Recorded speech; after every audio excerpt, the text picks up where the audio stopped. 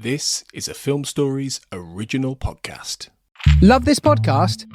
Support this show through the Acast supporter feature. It's up to you how much you give, and there's no regular commitment. Just hit the link in the show description to support now. Explaining football to the friend who's just there for the nachos? Hard. Tailgating from home like a pro with snacks and drinks everyone will love? An easy win. And with Instacart helping deliver the snack time MVPs to your door, you're ready for the game in as fast as 30 minutes. So you never miss a play or lose your seat on the couch or have to go head-to-head for the last chicken wing. Shop Game Day Faves on Instacart and enjoy $0 delivery fees on your first 3 grocery orders. Offer valid for a limited time. Other fees and terms apply. This episode is brought to you by Progressive Insurance. You chose to hit play on this podcast today. Smart choice. Make another smart choice with Auto Quote Explorer to compare rates from multiple car insurance companies all at once. Try it at progressive.com. Progressive Casualty Insurance Company and Affiliates. Not available in all states or situations. Prices vary based on how you buy. My dad works in B2B marketing. He came by my school for career day and said he was a big ROAS man. Then he told everyone how much he loved calculating his return on ad spend. My friends still laugh at me to this day. Not everyone gets B2B, but with LinkedIn, you'll be able to reach people who do. Get a $100 credit on your next ad campaign. Go to linkedin.com/results to claim your credit. That's linkedin.com/results. Terms and conditions apply. LinkedIn, the place to be, to be.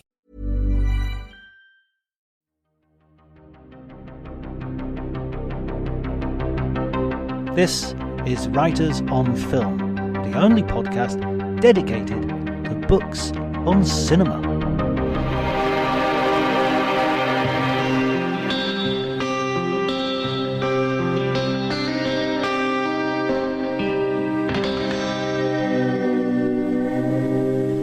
Hello everybody and welcome to Writers on Film. My name is John Bleasdale and today I'm going to be talking to Joseph Aisenberg, who has written a fascinating study on Brian De Palma's Stephen King adaptation Carrie. We'll be going into the film quite deeply and into the book, available on Kindle if you follow the link in the show notes. I also wanted to mention that over the next month or so I'm going to be very busy with film festivals. I'm going to a bunch of them, covering them for Variety and other outlets, so I shall be... Maybe the time of the podcast will slip a little bit.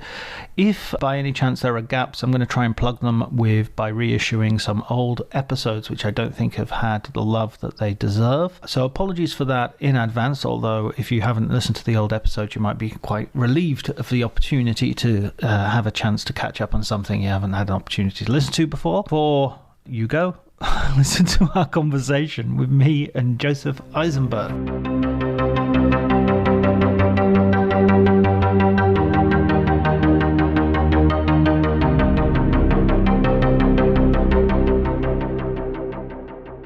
I'm not really sure what my first experiences were with cinema. It seems like the first favorite movie I had when I was like 5 years old was like The Sound of Music. That's pretty much, I mean, it's like born in Oklahoma. My mom and dad had a very stormy relationship. They got divorced, and then Sound of Music is probably my favorite film. And then sometime around 10 years old, like they started doing UHF channels. I don't know if you know what those are, but these weren't like the regular network TV channels. And so to fill the void, they would just show old movies constantly. And so I got into old movies when I was like 10 years old. So anything that was made before like 1960, I was on it. Wow, that's your university of cinema then? Yeah, it was basically, TV, UHF TV. Then, of course, VCRs happened, and I got into those. And for a long time, it was kind of prissy and didn't really like modern films that much because I was raised very Christian too. That's another thing. So I was so movies seemed very dirty to me. But then, of course, after I hit 15 or 16, I was like, bring on the filth. And then started really getting into the film. And it's kind of funny because the 70s is now really kind of considered the golden age of film, or in America anyway. And but in the 80s and the 70s just seemed like such a joke to people my age. Gen X, we were teens then, and it's just like the stupid hair and the platform shoes and all that disco and stuff. And it wasn't until probably after Tarantino really that you started going back and going, wow, these 70s movies were real weird and screwed up and interesting. I remember just thinking like flared trousers and disco. Ugh. Right, exactly. Yeah. And then, like in the early 70s, around the time that Tarantino started to become big, then people started doing the 70s. And there's like three phases of 70s. There was like the early 90s 70s, and then a mid to late 90s 70s. It's kind of interesting. But yeah, then you go back and you see like these Altman films, and you see like, of course, like Martin Scorsese's Mean Streets, and you're like, in the 80s, movies were just so bland and formulaic for the most part, except for, the occasional David Lynch or the Terry Gilliam or something like that. And then you get something really interesting, but nothing like what they were doing for like 5 or 6 years in the 70s. Yeah, and I think the thing in the 70s is it was major studios were doing it as well. It wasn't just like you weren't having to go to an underground independent American director to get your jollies. You could get them via Francis Ford Coppola. And they didn't have to put a whole lot of money into it. It wasn't really until after Spielberg with Jaws that they were like, we're just going to pour all the money we can into it to get giant hits. So you can just, pour a few $1 million into a movie and it would be a big hit, and they could do all kinds of weird, disturbing stuff, and people would flock to see it.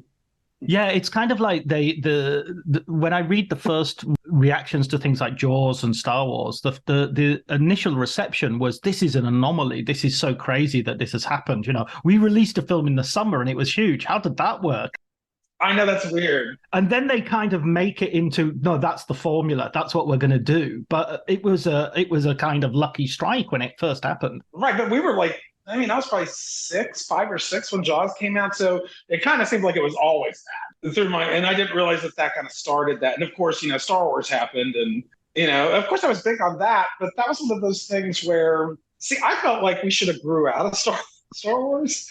And it's weird to me that people are still seeing them and that they want to see weird, serious versions of them like that. What's that one that the critics just love? The Last Jedi? The Last Jedi or something, right? And it's just this huge, glossy colossus that's so self-serious. And you're just like, why would they do this? At least like the first one, I'm not that big on Star Wars, but at least it's kind of got a little clunky comic charm to it. It's not like, also like, what happened to the Force, man? Like the last time I watched a Star Wars movie, because I hadn't watched any of these new ones until Last Jedi, because the critics just, I want to be mean about this, but they just jizzed all over it, right? Yeah. And so I was like, now the Force can bring you back to life, and the Force can project your soul all the way across the universe and do fake versions of you. And I'm like, I remember when it was just like a little telekinesis. And a little telekinesis, and you could like read minds maybe. Oh, and a ghost could sort of appear to you, but you could still die. Yeah. Now you can't even die. No one died. Absolutely. Like, what is that? Whatever the script needs is what the Force can do. And the only reason Carrie Fisher died is because she died in real life. Like in the movie, she gets blown out into space, and she uses the Force to suck herself back into a spaceship and brings herself back to life. And I'm like, no, I refuse. Yeah, absolutely. We're in Superman territory. Superman, spinning around the world and turning back time territory. All right. Speaking of a thing that was an unusual thing at the time, and now it's just everything's. Well, speaking of your, when you were mentioning your background earlier, obviously the thing that pinged with me is that we're going to discuss today your book on Carrie, the Stephen King adaptation by Brian De Palma, and for many people, arguably the best Stephen King adaptation, certainly of that first bunch. How did you come across the film and the book? Was it which one came first for you? Okay, it was the movie first, and I was like, it was probably when it was first showed on TV, and I remember nothing about the film except for the end when Carrie's hand comes out of the grave and grabs them.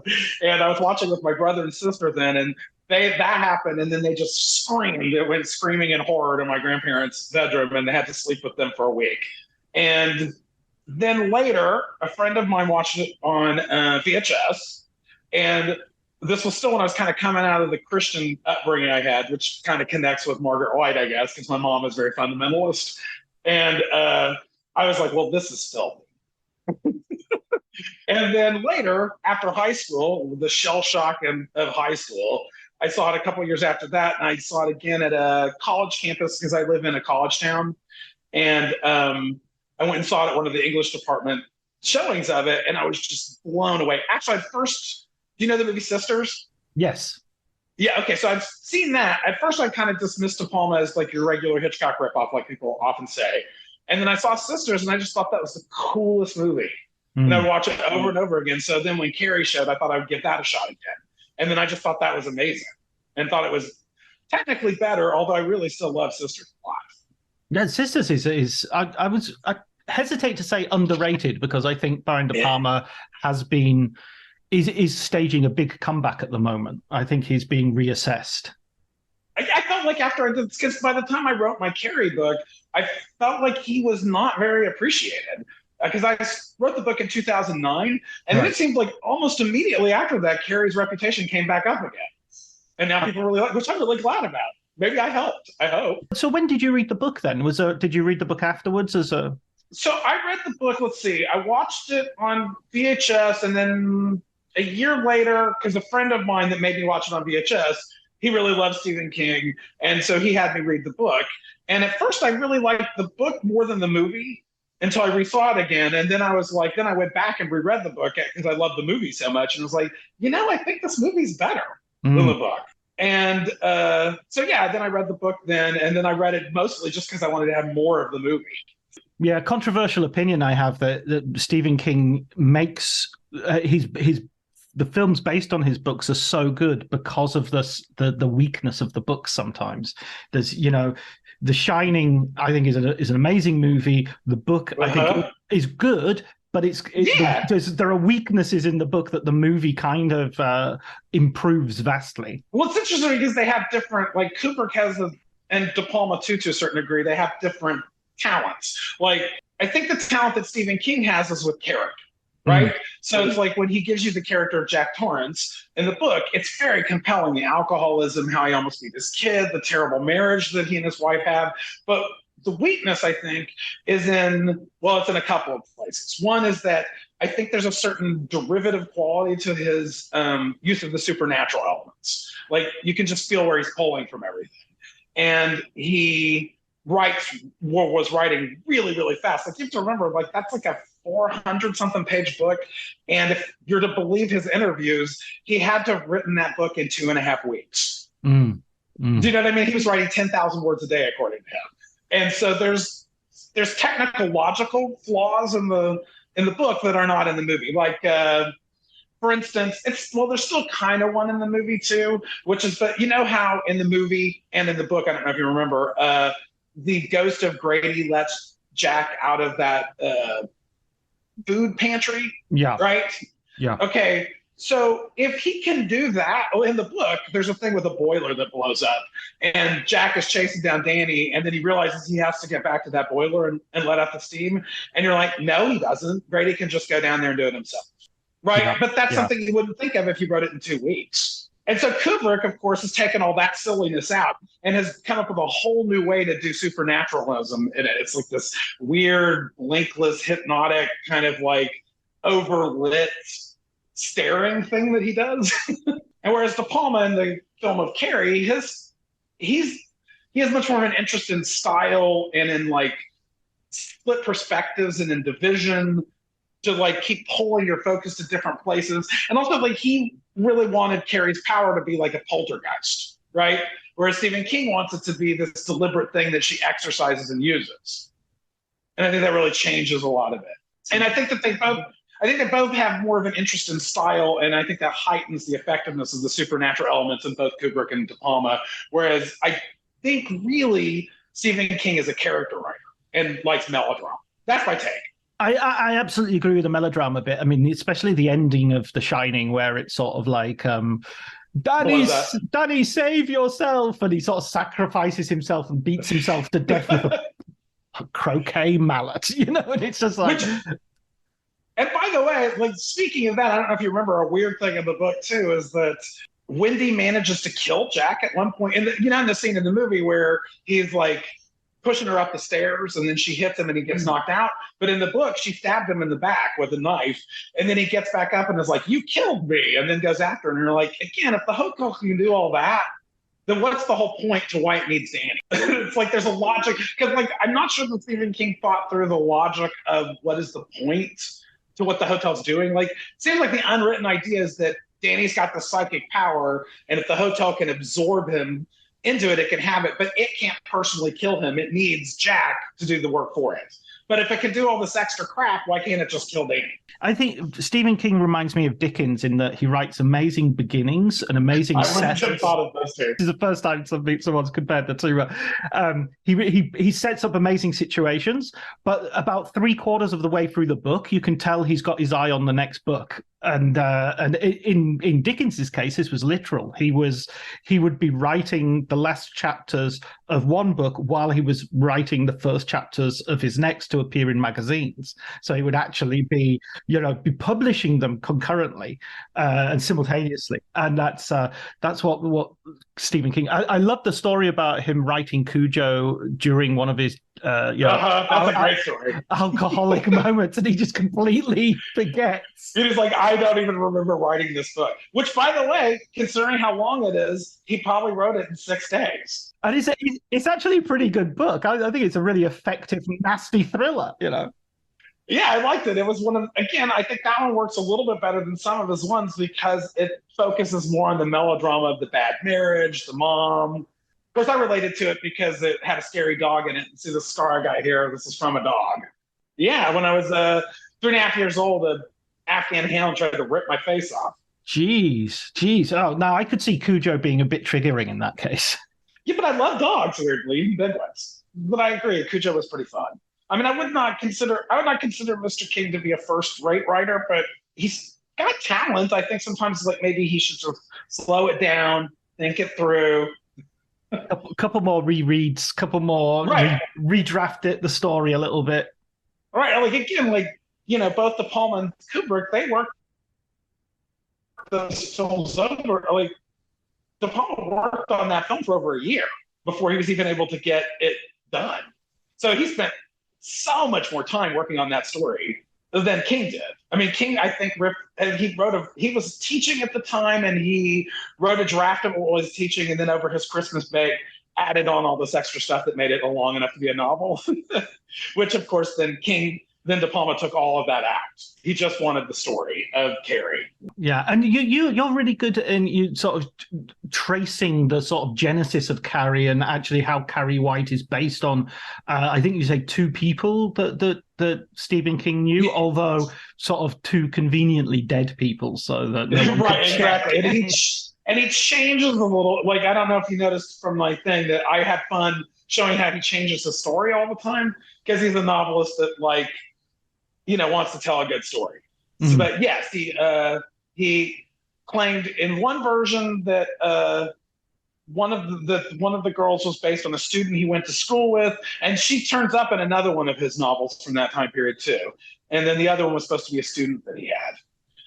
And yeah, one of them, in one version of his story, she hung herself, in another version, she shot herself. They go to a different school. You don't know them. Exactly. The main important thing, I think, is that they are, whether they're real or not, they're expressions of King's sense of his own not fitting in. Because, one thing people have never noticed is that he gave Carrie his own birthday.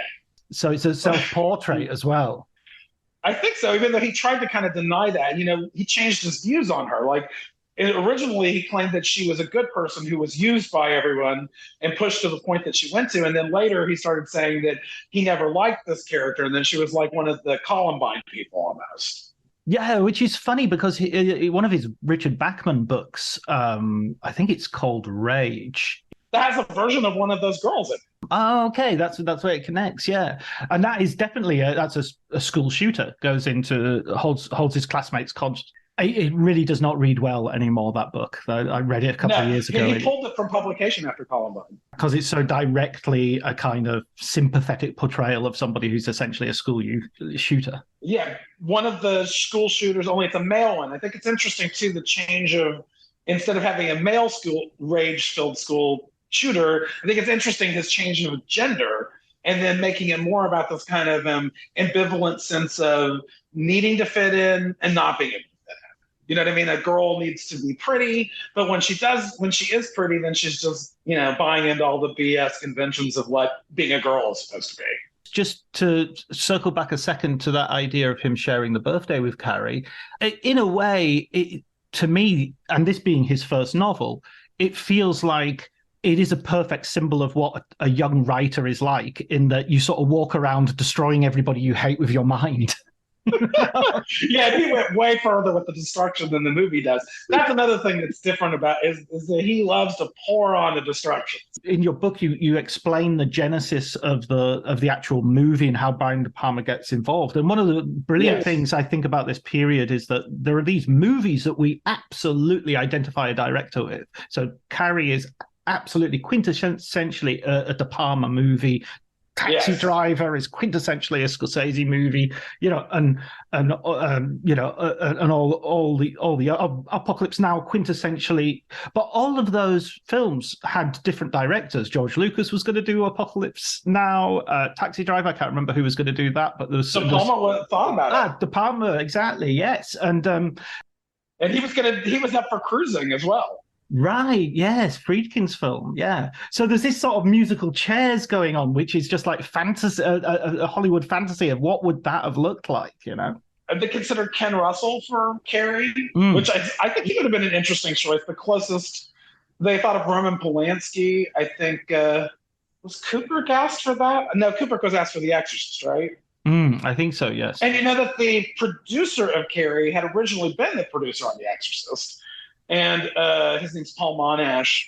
And he tried to wrest stuff away from William Friedkin, who didn't like it. And so William Friedkin got him kicked off that project. And so one of the actresses claimed that De Palma wouldn't let Stephen King on the set of the movie while he was making Carrie. And he denied that was the case. But then again, he denied things that he did do. But I don't know about that. And I wondered if maybe it was Paul Monash who didn't want King on the set because of how Peter Blatty had treated him. Right. So he just had an allergy to writers at that point. Uh-huh. I mean, I would, as someone who's interviewed Brian De Palma, I would definitely say take everything he says with a very large pinch of salt. I remember I asked him about the giallo, as an influence on his work, Dario Argento's sort of, because of Dressed to Kill. Yeah, exactly. And the film that he was promoting was the one with Rachel McAdams and Passion. Exactly. And it's very giallo. It's got split screens. It's got black.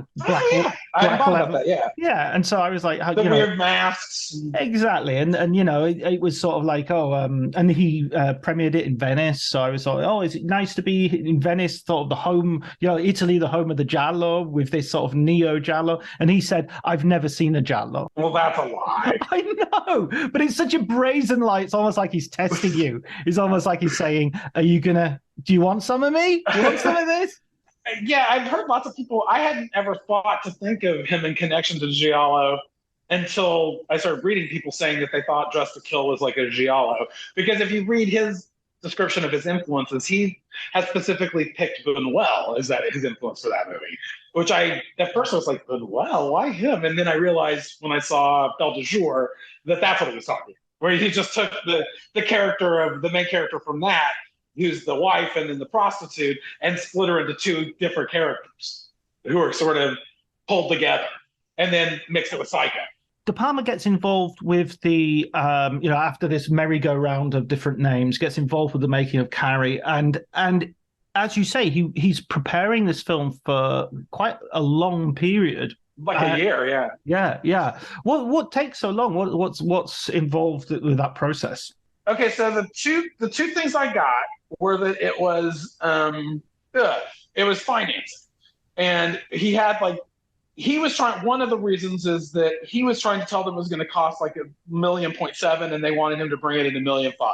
And he says that he told them $1.7 million, and so they were like, "Well, see you, sir. That's fine." And so then he just went and told them what they wanted, and then they got some kind of tax shelter to eventually finance the movie, and then the financing finally came through. But during that time, he was casting it, and famously that he was working with George Lucas, who was casting Star Wars at the same time. So he got the runoff people that Lucas didn't want. Right, like Amy Irving had tried out for Princess Leia. I think she would have been a great Princess Leia.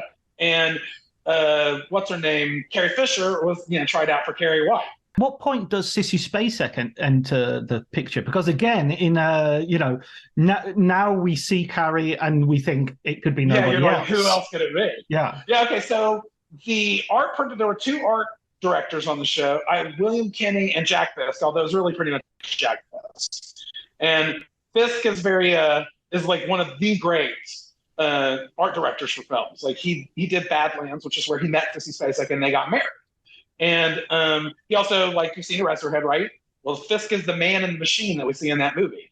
And the two of them, when they did their regular movies, Carrie probably helped finance Eraserhead, which I think is also one of the amazing things about that movie. So Fisk designed, have you seen Phantom of the Paradise? Yes. Yeah, the musical. Okay, so Fisk designed that. And Sissy Spacek helped him because she didn't have anything going on at the time. And she almost got the role, or was at least up for the role that Jessica Harper played. But weirdly, they didn't think she could sing, which is weird because she'd actually begun as a country singer, and before she came on to it. So anyway, Jack Fisk was pushing Sissy Spacek at De Palma, and she was up for several of the roles. Like one of the roles, she was almost up for Nancy Allen's role, playing the bitchy character. But De Palma didn't think she quite fit that, and she really wanted to be that. So she just kept haranguing him about being Carrie and. Put Vaseline in her hair and dressed like as dowdy as she thought Carrie should be for it. And I'm not sure. Okay, De Palma says that I forget the name of the woman they originally were going to have for Carrie. She kind of got erased from the history of the movie, I guess, because Sissy Spacek was up for an Oscar, so it was kind of rude to bring her up. But when they compared their two tryouts, Sissy Spacek just, according to De Palma, wiped the floor with the other actresses, and so he knew she was the one and pushed. Supposedly he told me the studios were a little iffy about taking her, but couldn't get out of when I talked to the studio people why. They claimed that they didn't interfere with the United Artists didn't interfere with those kind of decisions with the film as long as they were within budget, but that's not true from they did interfere and stuff like that. But anyway, so they let Sissy Spacek do it. I can't believe. I think films in studios tend to interfere with stuff regardless of budget. I mean, I think one thing that I've noticed is that often if a studio is distracted with another big production, then that's the time you'll get let alone. I think Raging Bull, there's some story about the studio having real problems with another big budget production. So it was like Raging Bull just flew under the wire. It wasn't on their radar at all. So Scorsese could just do what he liked. So the opening of Carrie is one of the most striking and a girl having her period in a shower and the sort of brutality and all the rest of it, especially coming from a filmmaker who often gets cast as a sort of misogynist or someone who delights in filming women in peril, or lasciviously, if you wish. How did that sort of come about? Did De Palma have a lot of pushback in that with that scene? It's interesting you ask that because, like, one of the things I thought about that scene is I think that may be the first time that they've ever been shown graphic menstruation. You know what I mean? I don't think that's ever appeared in American films before. Maybe in European art movies or something. I haven't come across it. So I did ask the vice president at United Artists about this, and she said they were worried about it, but she didn't say much more. She didn't seem to want to talk very much. So, but weirdly, it was a very cheap film, though. Even at the time, it was a very low budget film, and United Artists had a lot, like you were saying before, they had bigger productions going on that year. Like, what was the name of that movie that was about the folk singer who actually comes from my state, but I can't remember his name now. But there was a giant big production. Bound to Heaven, the Woody Guthrie. Yes. Yes, the Woody Guthrie movie was really their big thing. And so his movie was just considered, like, De Palma's a little bit bitter about how he felt like his movie was just considered a trashy horror movie. Right. Yeah. Well, I mean, in a way, nowadays you would think of Carrie as one of the prime candidates for lifting the genre, into Oscar nominations and things like that, which you don't usually get for horror films. No, and I often call it the Citizen Kane of horror movies. Yeah, right. There you go. Which you can do. It literally has references to the game. It seems to be the most filmy of films in that De Palma sort of throws every technique he has, including the kitchen sink, quite literally at the screen. Yeah, he took everything he felt he had been learning over the past several years and used it in the film. But one thing that's like not true, like the British Film Institute and a few British critics that I read in general seem to feel that the movie was only like all style and it didn't relate thematically. But the way I analyzed it, it seemed to me that all the styles and technical things, built in a thematic way, even like the split screen that you see at the prom is like built out of all of these split perspectives that he's constantly showing and your split understanding of Carrie's situation, because we know a lot more than she does. Right. As things build. And I felt like his style like brings it out. And it's interesting because he uses almost an expressionistic style, but the sets and stuff aren't weird like in the expressionist film. So there's a realism to it at the same time that it's very stylized. Yeah, oddly, there's a kind of almost sort of documentary element to, you feel like they're living in real environments. You feel like the school is actually a school. Yes, it was a school. Right, well, there you go. And in fact, one thing I want to point out before we lose this is one of the things that's interesting and I think accidentally adds an interesting stylistic element to the movie is that De Palma used two different cinematographers. Like he fired his first cinematographer, Isidore Mankowski, I believe. Is that guy's name? And he does all the stuff you see of the girls in the school at first. And De Palma didn't like it the way that he was filming the girls, and he didn't think it made them look attractive enough, even though it's silly, they're gorgeous. But the interesting thing is then when he got a second cinematographer, I can't remember that guy's name. I'm sorry, guys.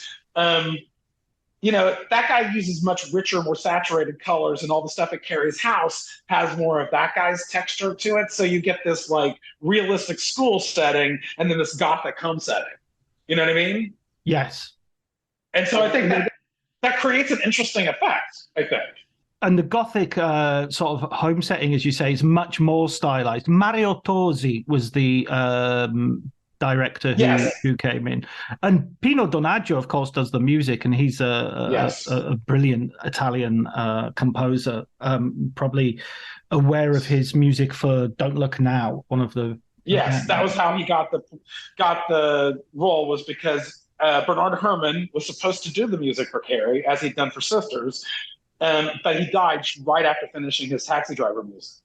And so De Palma didn't know who to go to, and a movie critic who worked at Time, I believe, that he was friends with, suggested Donaggio because of the music for Don't Look Now.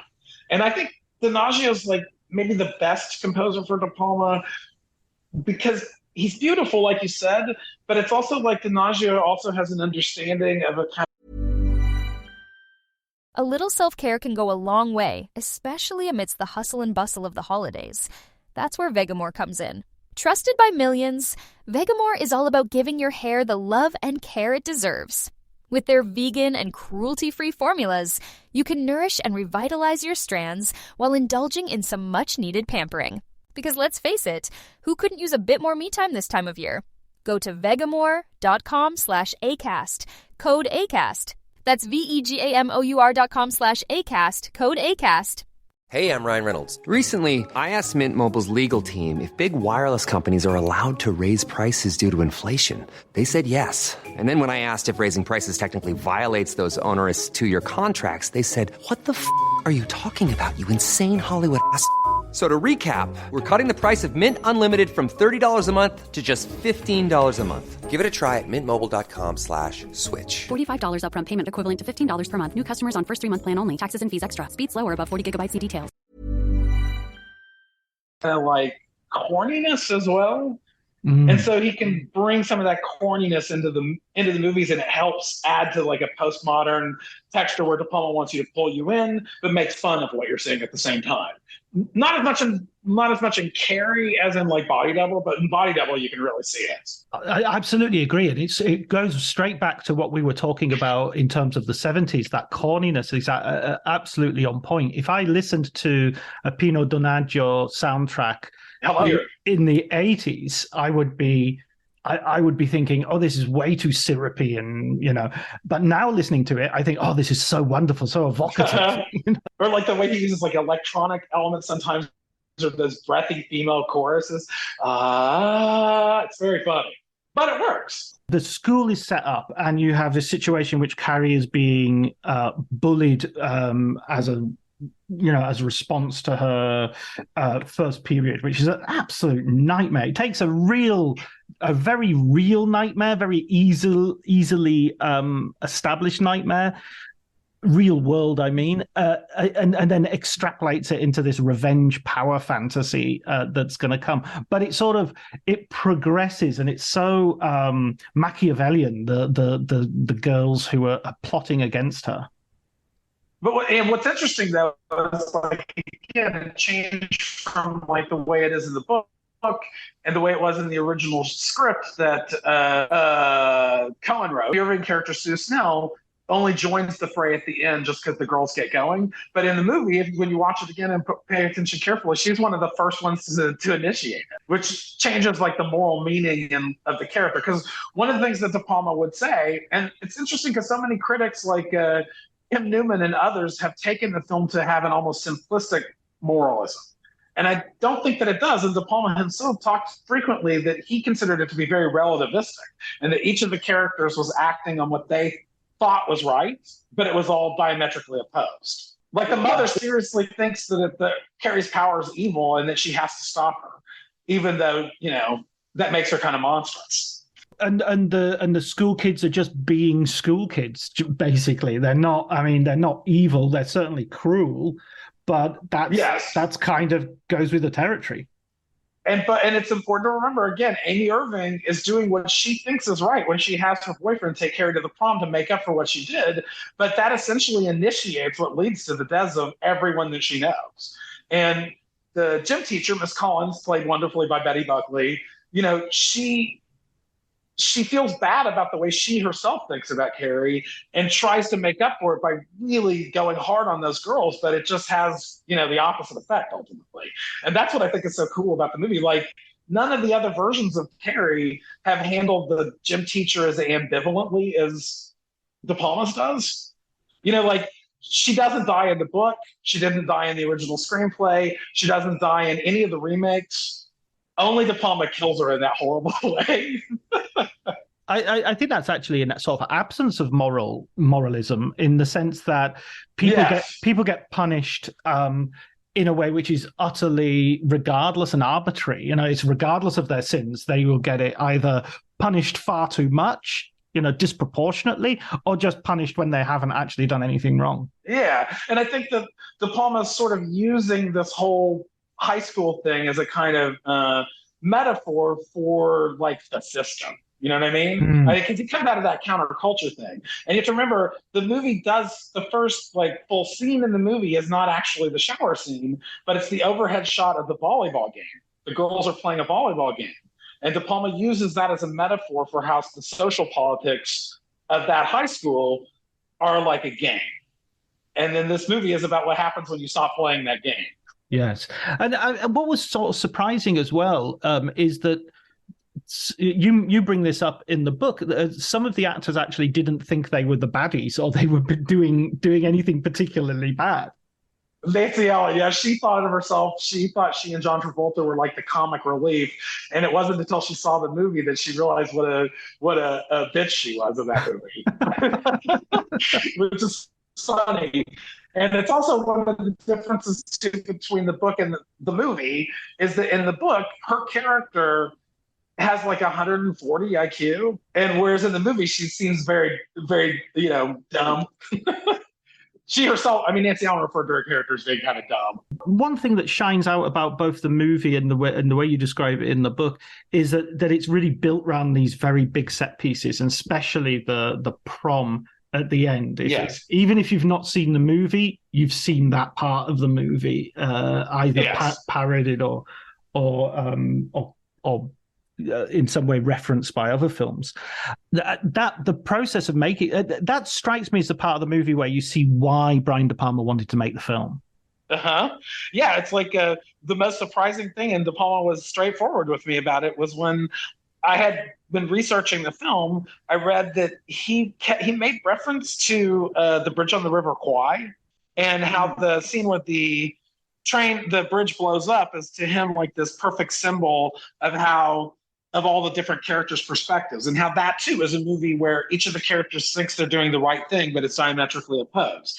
And I had remembered that he talked a lot about Kubrick's Barry Lyndon when he made that movie Redacted. And when I saw it, I noticed that he used music from Barry Lyndon and has these shots that are just like some of the ones Kubrick did in that. So when I talked to De Palma, I asked him, I went back and rewatched The Bridge on the River Kwai, and I realized that the whole sequence where the bridge blows up is redone in the scene where Sue Snell sees the rope going up to the blood. And he basically redid that whole scene doing it with the blood. I mean, it's not that way in the screenplay.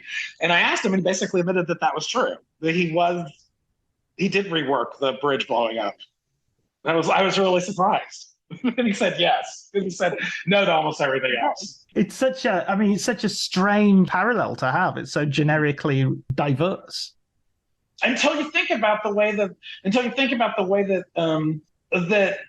like when you go back to the scene where Miss Collins, the gym teacher, is like punishing the girls, it is very martial and very military. And again, I think this hits his counterculture idea of the system.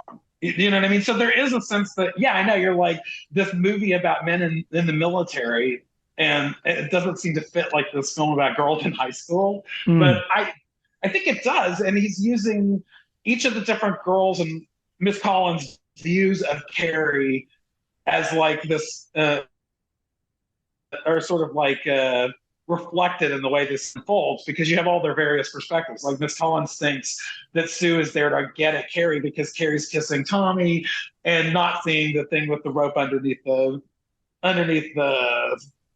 stage. And Sue Snell's just so happy at first until she realizes what's going on, and it takes on this weird nightmare perspective. Actually, like it better in his movie than the way that David Lean did it, and David Lean did it amazingly. If you're going to steal off anybody, steal off the best. Yeah, and everyone's always calling him a ripoff of Hitchcock, and I'm like, he rips off from everybody. Absolutely. Not just Hitchcock. There's Buñuel, there's Wells, David Lean, and I really feel like I'm the first person that ever found that David Lean thing. So I was very proud of myself. And that final scene, I think it goes back to what I was saying earlier as well about thinking of Carrie as the filmmaker or as the writer. You know, the camera starts to be directed by Carrie. You know, she's the one who seems to be, you know, doing the swish pans and all the rest of it. Yeah, because for the first part of the movie, Carrie is constantly shown in frames, and she's dominated by the frames, and she seems to be squashed by them in the beginning, and then by the time she gets to the prom, she's like controlling the frame, literally breaking the film frame in two, just with her gaze. And directing the special effects. You know, she's the one, look over there, look over here, you know.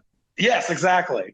De Palma says now that he wishes he hadn't done the split screen in that sequence, but I'm like, thematically it seems perfect, and I like this idea of, you know, she looks on one side of the screen, and on the other side of the screen it does the stuff she wants. It's really great, I think.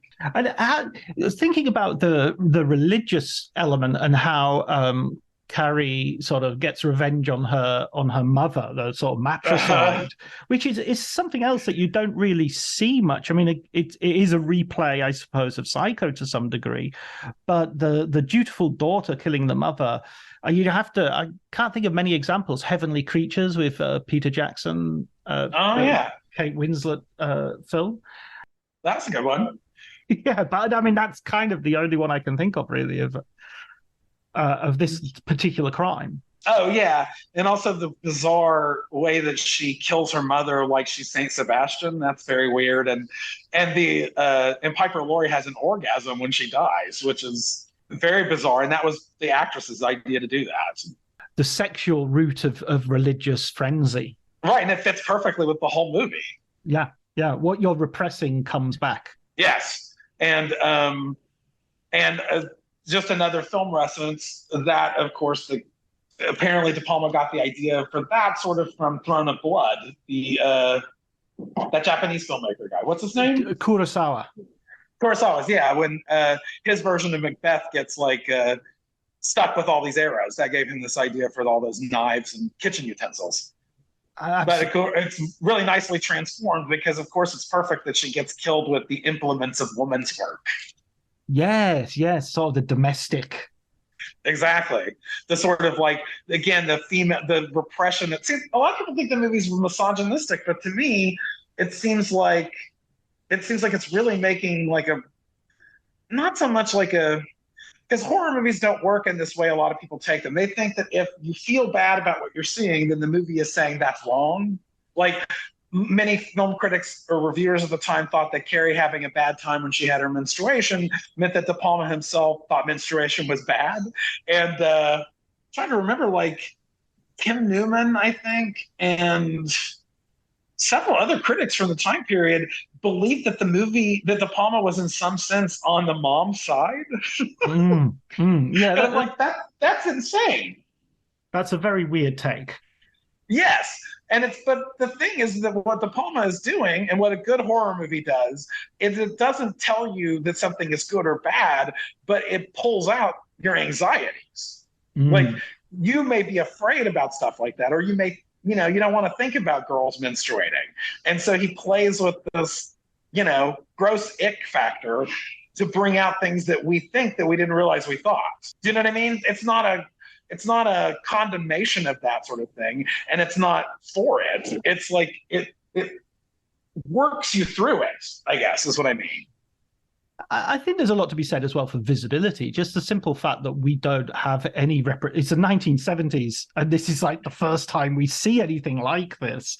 Yes, you know what I mean. It's something which happens to women every month for exactly, a significant portion of their lives, and it's not. It's never portrayed. If it was happening to men, it would be, it would have its own genre. And of course, it's important to note that it's like this is something that was written, directed by guys. Like Stephen King wrote it, Cohen wrote the screenplay, and De Palma, directed Spacek how to act. Like she was like, "How am I supposed to react to this?" Because as a woman, this just happens to her all the time. But De Palma's like, you need to be hit like it's like you're being hit by a Mack truck. So this is to a certain degree. De Palma's dealing with like male anxieties about this as much as like what the woman feels. That they kind of fuses together. Like that's why that scene is so sexy in general, building up to it. Like that's a woman would film that shower scene that way. Yeah, it's kind of like this is bodies and this is also bodies. And I think sort of like often when you read, I don't know if you've read very much film writing on horror films or academic feminist studies have had insights about how I think these kinds of movies work, but sometimes they go slightly wrong. Like they think that these filmmakers hate women and that these are like sort of subtextual fantasies about the hostility men feel towards women because of their sexual power. And so that it's a way of like killing them for that, sort of in slasher films. But I think what maybe these women don't always understand is that we men often have ambivalent feelings about our sexuality and that we desire something, but we also think we shouldn't desire something. And so these kinds of films at their best will play on our own fears of our desires as well as like evoking them. So there's as much guilt involved as the kind of misogyny they think. I felt like I had to kind of like separate myself from feminists in general because they really didn't like De Palma very much, and I really like it. Yeah, but I think you're right. I think there is a way there is a feminist reading of Carrie, and I think there's a feminist reading of a lot of De Palma's work. De Palma's always been like this, hasn't he? I mean, I remember his racial politics. His first films were extremely sort of provocative, and they were in your face, Yes, but the thing is, like, it's not. Again, like, a good movie isn't just like I feel this way about something. It's like you can have several feelings at once, and the ambivalences are a big part of like what's true about something, right? So it's like you can be feminist, but you can, because like Stephen King talked about how he felt like his book Carrie was a male's reaction to the advent of women's liberation. That it was like it's a good thing, but he also felt that he also had fears and anxieties about what that might take away from him. I think the movie is less like that, but that it's not wrong to try to dramatize that ambivalence. Like sometimes you get the feeling from feminists that you shouldn't dramatize the problems, but by dramatizing the problems, that's where you see them. Absolutely. I think it's in the nature of ideology generally to narrow the world, and it's the dynamic of art is to broaden the world and to make things more nuanced and complicated.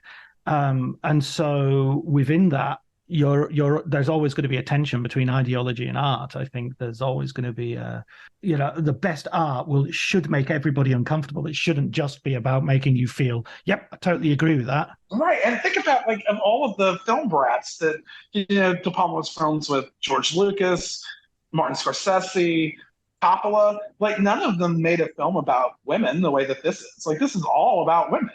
I mean, it's like strong women having moral, ethical decisions. It treats what happens to the girls like it actually matters. Yeah. Passes the Bechdel test. Yeah, it's like, well, I mean, a lot of it is over dating, but yeah, it's like Amy Irving's trying to do the right thing. Betty Buckley's just such a strong, liberated woman kind of character. I don't know. I've always thought that, I mean, like Martin Scorsese's, all their movies seem to be mostly about guys for the most part. And it's kind of ironic that De Palma liked doing films about women, but because of the way he did them, he felt pushed out of doing that. How do you rate the sort of the impact of Carrie? I mean, you referenced earlier the recent remake, not particularly recent remake, but that seemed like 10 years ago. Yeah, exactly. But I mean, that seemed to come and go without touching the sides. Yeah, because again, like one problem is they're using actors who are the right age. One of the good things about De Palma's version is they're all like in their mid-20s, so he can do what he needs to do with them where it comes to nudity and graphicness, whereas you can't do that with Chloe Grace Moretz because she was like 16 when she did that movie. So all of like the sexual aspects of Carrie are pretty much, those punches are all pulled in the remake. You know what I mean? Like there's nothing like in the opening when she has her period. I think she has her period in a swimming pool, so you can't even see it. And then the thing where she kills her mom is just, none of that stuff has any kind of impact because they don't want to be anti-religious either. Whereas, De Palma went all the way into Buñuel territory. It's so fascinating how something that's more recent feels more old-fashioned. Yes, it's weird. And I don't know how to explain it, but for the most part, movies have gotten a lot more prissy. I guess because like you can see pornography so easily on the internet that maybe people don't feel like they need to see sex in movies as much. I'm not sure why. Would you be interested in taking another film and giving it this kind of attention? Because I think you do a brilliant job here. I'd love to see you do another book like this. I mean, like my favorite film is Taxi Driver. I would love to, and there's stuff about that movie that's never come out before, but it's been so written about. I'm not sure that it would be something that someone was up for. Maybe that's possible. That's something like I might like to do something like that. But generally speaking, I tend to write fiction. I'm a fiction writer. Right. What genre of fiction are you writing? Well, I mean, it's like not really. I mean, I generally, I guess it would be considered sort of literary-ish. But I have been working on like a really giant paranoid occult horror story for a long time. I thought it would be interesting to take something like The Fury. You've seen The Fury, right? Palma movie. Yes. Okay. Yes. So I thought a story like that, or Firestarter, or what was that one that Cronenberg did? Scanners. Yes. Yeah. Take a story like that and do it, but then like research it like a historical novel. So I've done all of this research on the history of intelligence and war, and I've probably read 100 books researching this book, but it's still in an exploitation style. Yeah, but it involves like a government and occult and monster shit. But it's funny, the more research I did on all the creepy crap that our government has done in experiments, the more I began to feel I wasn't going far enough. Last question, Joe. What would be a recommended film book that our listeners could go and explore? Okay, I thought about this. You want just one? Is that what you said? You could, yeah. You can have more than one. Everyone does. Oh, okay. Well, I was going to say, since you and I had an exchange about Lolita not too long ago, I was thinking about a book by Alfred Apple Jr., who's an academic called Nabokov's Dark Cinema, which is a really interesting book where he sort of examines Nabokov's novels in terms of the tricks and tropes that he used in films by talking about a lot of real films. And this kind of comes back to what we're talking about, because he talks about the movie Sisters, and he says that he thinks that Sisters is the most Nabokovian of movies, which I thought was interesting. And it's really good.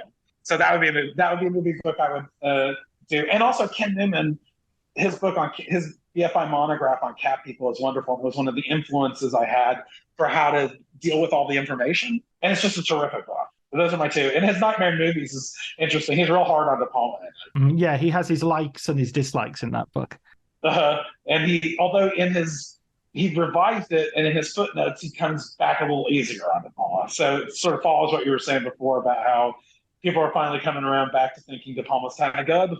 Yeah. I mean, it'll be interesting when we get to. I mean, I don't want to hurry things along or anything, but I think as these movie brats sort of reach the end of their careers and lives, it'll be interesting to see where the cards fall, because I feel that there'll be, just the same way Cimino's been somewhat rediscovered in recent years. I've got a feeling people like De Palma, they might rise. Maybe. I mean, it seems like over Lucas, at least, because it's like, you don't really think of Lucas as being a great filmmaker. You think of him as being the creator of the greatest blockbuster of all time. Which is a pity, because THX 1138 is great, and American Graffiti I have a lot of time for. Oh, that was him. Okay, I haven't seen THX 1138. But yeah, American Graffiti is pretty good. Although, again, this is a movie where you can see that the women haven't been as well written as they should be. Good point. Yeah, I haven't seen it for years. I imagine it might have aged a little bit. Yeah, because what's her name? The one who was on Laverne and Shirley, what's her name, who just recently died? I'm terrible with all these names, but she's fantastic. And you really feel like she should have gotten more to her part than it gets. Do you mean Cindy Williams? Yeah, Cindy Williams. She's so good in it. Yeah, no, I agree about that sort of boys' club aspect of the movie brats as well. That they weren't necessarily they didn't necessarily have the broadest view of life when it came to sex and 51% of the world's population. Yeah, well, yeah. I mean, I get it. Like with someone like Scorsese is trying to like explore, issues of masculinity, and I actually do think that he did a good job with the women in Taxi Driver. Like Sybil Shepherd, I think, is really terrific, especially when you compare what Schrader wanted her to be in the screenplay. Like she's made it much more interesting in the film than she is in the screenplay. Oh yeah, absolutely. The screenplay characterizes her quite abhorrently. Yeah, it's very abhorrently. I mean, he uses obscene language to describe her. Well, listen, Joe, thanks so much for talking to me about Carrie. It's given me an opportunity to rewatch the film, and I learned so much reading it. I love the way you just do this sort of the whole stretch from the Stephen King genesis to the influences towards the end. A really good panorama of the film. Thank you. I'm really glad that you wanted to talk to me.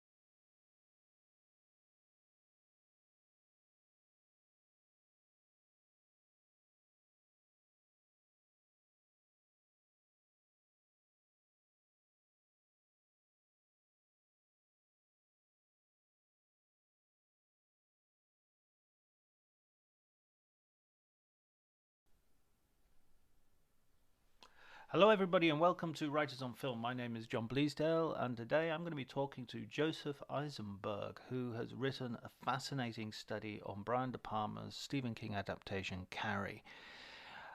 We'll be going into the film quite deeply and into the book. It is available on Kindle if you follow the link in the show notes.